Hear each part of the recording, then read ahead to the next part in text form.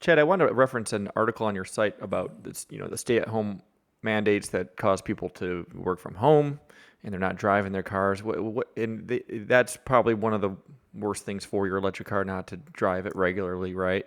So, what do you need to do? I guess what are your top tips for keeping your car running smoothly? Well, I think number one with any car is fluids. Keep oil changes on a regular basis, and that's number one, right? That's always number one.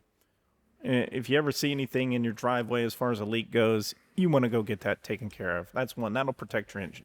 COVID killed a few of the Priuses because they sat for weeks and weeks at a time, and that's not what a hybrid wants. So a hybrid wants to be, that battery needs to be exercised and have a charge put in it, and a discharge and a charge.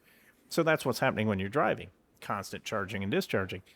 That's what the battery wants. So driving it is the biggest thing. If you let them sit, if you're one of these people that vacation in Arizona or Florida and you're gonna leave your car in the garage for 3 months, man, you shouldn't have a hybrid. Yeah. Really.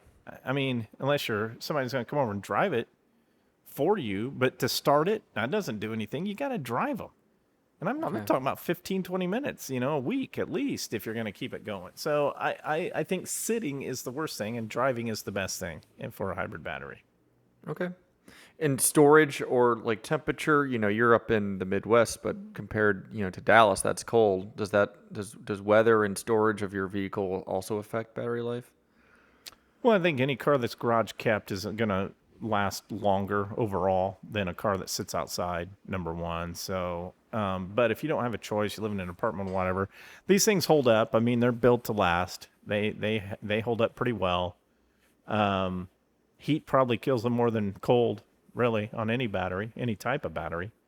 It's usually the heat that gets them. So, if you can use window shades and things like that to kind of keep some heat out of the car, crack them, whatever it is. If you live it like Dallas is a perfect example, you guys probably, put those things in your windshields, do all Yep. kinds of stuff. Sure.